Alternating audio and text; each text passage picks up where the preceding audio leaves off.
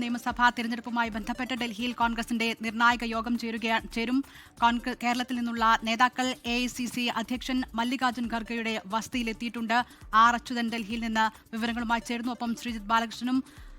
ആദ്യം ശ്രീജിത്ത് ബാലകൃഷ്ണനിലേക്ക്. ശ്രീജിത്ത്, KC വേണുഗോപാലിന്റെ വീട്ടിൽ നിന്ന് നേതാക്കൾ ഖർഗെയുടെ വീട്ടിലേക്ക് തിരിച്ചു കഴിഞ്ഞു. എന്തൊക്കെയായിരുന്നു ശ്രീജിത്തിലേക്ക് എത്താം. ആർ അച്യുതനിലേക്കാണ് ആദ്യം.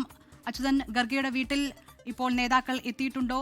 എപ്പോഴേക്ക് കൂടിക്കാഴ്ച ആരംഭിക്കും? ആരൊക്കെയുണ്ട് ഖർഗെയുടെ വീട്ടിൽ? കേരളത്തിന് പുറത്തുള്ള നേതാക്കൾ.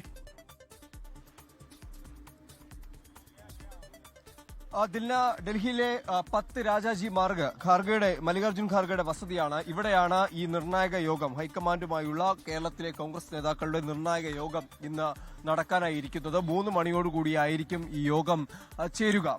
ഇതിൽ പ്രതിപക്ഷ നേതാവ് BD സതീശൻ, KPCC അധ്യക്ഷൻ സണ്ണി ജോസഫ്, ഒപ്പം തന്നെ PC വിഷ്ണുനാഥ്, സംഘടനാ ജനറൽ സെക്രട്ടറി KC വേണുഗോപാൽ അടക്കമുള്ള നേതാക്കൾ ഇവിടേക്ക് എത്തിച്ചേർന്നിട്ടുണ്ട്. എന്തായാലും 3 മണിയോടുകൂടി ഈ യോഗം ആരംഭിക്കും.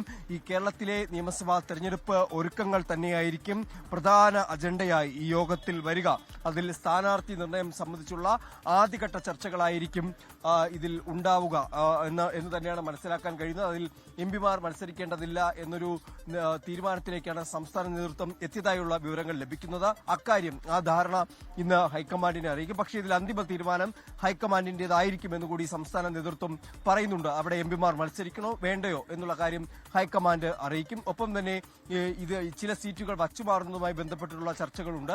ആ ചർച്ചകൾ ഇപ്പോഴും അന്തിമഘട്ടത്തിലേക്ക് എത്തിയിട്ടില്ല. ഇനി സീറ്റുകൾ വച്ചുമാറുകയാണെങ്കിൽ അവിടെ ആരെയാണ് മത്സരിപ്പിക്കേണ്ടതെന്ന് സംബന്ധിച്ചുള്ള സ്ഥാനാർത്ഥികളെ നിലവിൽ തീരുമാനിച്ചിട്ടുണ്ട്. അതിന്റെ ഒരു രൂപമായിട്ടുണ്ട് എന്നുകൂടി സംസ്ഥാന നേതൃത്വം പറയുന്നുണ്ട്.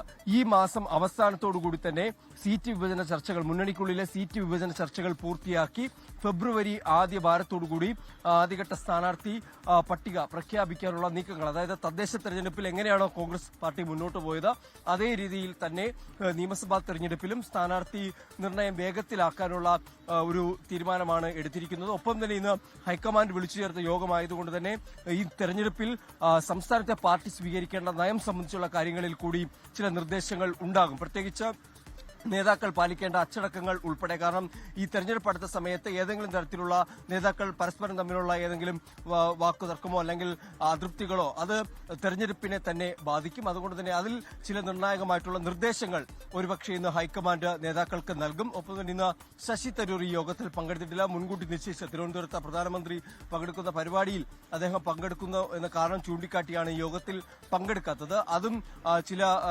പാർട്ടിക്കുള്ളിൽ തന്നെ ചില അഭിപ്രായ ഭിന്നതകൾക്ക് കൂടി കാരണമായിട്ടുണ്ട്. കാരണം ഈ പാർട്ടിയാണ് നേതാക്കൾക്ക് ഏറ്റവും പ്രധാനപ്പെട്ട ഒരു ഘടകം.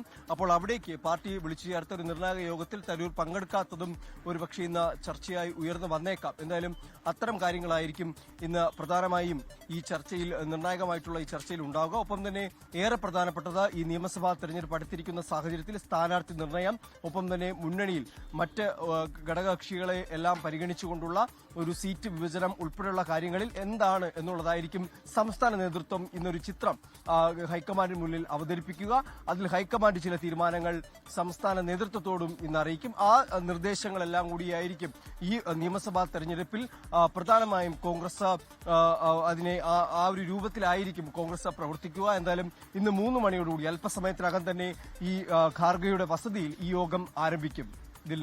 നിർണായകമായ യോഗമാണ്. കേരളത്തിലെ നിയമസഭാ തെരഞ്ഞെടുപ്പുമായി ബന്ധപ്പെട്ട് കോൺഗ്രസ് നേതാക്കൾ ഡൽഹിയിൽ AICC അധ്യക്ഷൻ Mallikarjun ഖാർഗെയുടെ വീട്ടിലെത്തിയിട്ടുണ്ട്. KC Venugopal, VD Satheesan, K Sudhakaran, Ramesh Chennithala, Adoor Prakash തുടങ്ങിയ നേതാക്കൾക്കൊപ്പം കേരളത്തിന്റെ ചുമതലയുള്ള ദീപാ ദാസ് മുൻഷി കൂടി ഈ യോഗത്തിൽ പങ്കെടുക്കുന്നു. ആ രീതിയിൽ സ്ഥാനാർത്ഥി നിർണയം ഉൾപ്പെടെയുള്ള കാര്യങ്ങളിൽ നിർണായകമായൊരു യോഗം AICC അധ്യക്ഷൻ മല്ലികാർജ്ജുൻ ഖർഗെയുടെ വസതിയിൽ നടക്കും.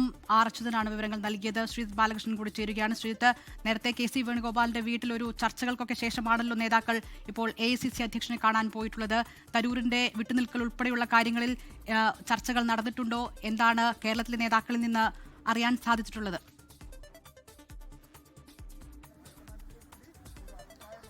ഇന്നലെ ഡൽഹിയിലെത്തിയ കേരളത്തിലുള്ള നേതാക്കൾ ഇന്ന് ഏറ്റവും നിർണായകമായ ചർച്ച നടത്തിയത് ഡൽഹി ലോധി റോഡിലെ ഈ KC വേണുഗോപാലിന്റെ വസതിയിലാണ്. ഇവിടെ ഇന്ന് 12:30 ആദ്യം VD സതീശൻ എത്തുന്നു, അതിനുശേഷം അടൂർ പ്രകാശ് എത്തുന്നു, പിന്നീട് സണ്ണി ജോസഫ് എത്തുന്നു, അത് കഴിഞ്ഞ് രമേശ് ചെന്നിത്തല എത്തുന്നു. ഈ 4 പേരും ഇവിടെ 2 മണിക്കൂറിലധികമാണ് കെ സി വേണുഗോപാലുമായി ചർച്ച നടത്തിയത്. അതിനുശേഷമാണ് നേതാക്കൾ മല്ലികാർജ്ജുൻ ഖാർഗെ വീട്ടിൽ നടക്കുന്ന യോഗത്തിൽ പങ്കെടുക്കാനായി പോയത്. ഈ 2 മണിക്കൂർ ഏറെ നിർണായകമാണ്. ഈ സ്ഥാനാർത്ഥി നിർണ്ണയവുമായി ബന്ധപ്പെട്ട് നമ്മൾ രാവിലെ മുതൽ പറയുന്ന കാര്യങ്ങൾ, അതായത് ഈ നിലവിലുള്ള സിറ്റിംഗ് സീറ്റുകളുടെ MLA-മാരുടെ കാര്യവും സംവരണ സീറ്റിലെ MLA-മാരുടെ കാര്യവും ഒക്കെ തീരുമാനമായി കഴിഞ്ഞതാണ്. ഇനി ഫെബ്രുവരി ആദ്യഘട്ടത്തിൽ സ്ഥാനാർത്ഥി നിർണ്ണയം അല്ലെങ്കിൽ പ്രഖ്യാപനം നടത്താൻ വേണ്ടിയുള്ള ഏറ്റവും നിർണായകമായ ചർച്ചയാണ് ഇവിടെ നടന്നിട്ടുള്ളത്. അതിൽ ഏറ്റവും പ്രധാനപ്പെട്ടത് പാലക്കാട്ടും തൃപ്പൂണിത്തുറയും സ്ഥാനാർത്ഥികളെ ഇപ്പോൾ തീരുമാനിക്കേണ്ടതില്ല എന്ന കാര്യത്തിൽ ഒരിക്കൽ കൂടി ആവർത്തിച്ച് തീരുമാനം ഉറപ്പിക്കുന്നു. ഒപ്പം തന്നെ തൃക്കാക്കരയിൽ വീണ്ടും മത്സരിക്കാൻ സന്നദ്ധയാണ്. നേരത്തെ മത്സരിക്കുന്ന കാര്യത്തിൽ പാർട്ടിക്കുള്ളിൽ വലിയ വിരുദ്ധാഭിപ്രായങ്ങൾ ഉണ്ടായിരുന്നു. അതുകൊണ്ട് പക്ഷേ ഉമാ തോമസ് മത്സരിക്കുന്നില്ല എന്നുള്ള രൂപത്തിലുള്ള വാർത്തകൾ വന്നിരുന്നു. പക്ഷേ മത്സരിക്കാൻ സന്നദ്ധയാണെന്ന് പറയുന്നു. അങ്ങനെ ഈ 3 സീറ്റുകൾ, പാലക്കാടും തൃപ്പൂണിത്തുറയും തൃക്കാക്കരയും, ഈ 3 സീറ്റുകളിലെയും കാര്യത്തിൽ പിന്നീട് തീരുമാനമെടുക്കാമെന്ന് തീരുമാനിക്കുന്നു. അതിനുശേഷം മറ്റ് സീറ്റുകൾ, നിലവിലുള്ള സിറ്റിംഗ് സീറ്റുകളുടെ കാര്യത്തിൽ ഇനി തർക്കം വേണ്ട, അതിൽ നിലവിലുള്ള MLA-മാർ തന്നെ മത്സരിക്കട്ടെ എന്നുള്ള കാര്യവും വരുന്നു. മറ്റൊന്ന്, ഇതിൽ രമ്യ ഹരിദാസിനെ ഇനി വീണ്ടും മത്സരിപ്പിക്കണമോ, വിജയസാധ്യതയുള്ള സീറ്റ് തന്നെ അവർക്ക് നൽകണമോ എന്ന കാര്യത്തിൽ ചർച്ച കൂടി നടക്കുന്നുണ്ട്. കാരണം കഴിഞ്ഞ തവണ അവർ മത്സരിച്ച് പരാജയപ്പെട്ടതാണ്. ഇനി അവർക്കൊരു അവസരം നൽകണോ എന്ന കാര്യത്തിൽ ചർച്ച നടക്കുന്നുണ്ട്.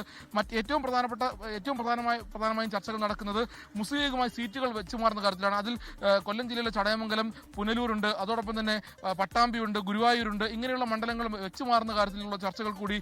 എന്താണ് കേരളത്തിൽ നേതാക്കളുടെ അഭിപ്രായം എന്ന് കെ സി വേണുഗോപാൽ ഇവിടെ അക്കാര്യത്തിൽ തീരുമാനമായിട്ടുണ്ട്. അത് ഇന്ന് മല്ലികാർജ്ജുൻ ഖാർഗെ അറിയിക്കും. ആ തീരുമാനം, ഹൈക്കമാൻഡിന്റെ തീരുമാനം പിന്നീട് ഇവർ നാട്ടിലെത്തിയ ശേഷം മുസ്ലിം ലീഗ് നേതാക്കളെ അറിയിക്കുമെന്നുള്ളതാണ് മനസ്സിലാക്കുന്നത്. ഒപ്പം തന്നെ കേരള കോൺഗ്രസ് ജോസഫുമായിട്ട് ബന്ധപ്പെട്ട് ഇടുക്കി അടക്കമുള്ള ഇടുക്കി സീറ്റ് വേണമെന്ന കാര്യം നിർബന്ധമായും വേണമെന്ന കാര്യത്തിൽ തന്നെയാണ് കോൺഗ്രസ് നേതൃത്വം ഉറച്ചു നിൽക്കുന്നത്. കാരണം റോഷി അഗസ്റ്റിനെതിരെ ശക്തനായ സ്ഥാനാർത്ഥി വേണം, അത് കോൺഗ്രസിൽ നിന്ന് തന്നെ വേണമെന്ന് കോൺഗ്രസിന്റെ നേതാക്കൾക്ക് തന്നെ, മുതിർന്ന നേതാക്കൾക്ക് തന്നെ അഭിപ്രായമുണ്ട്.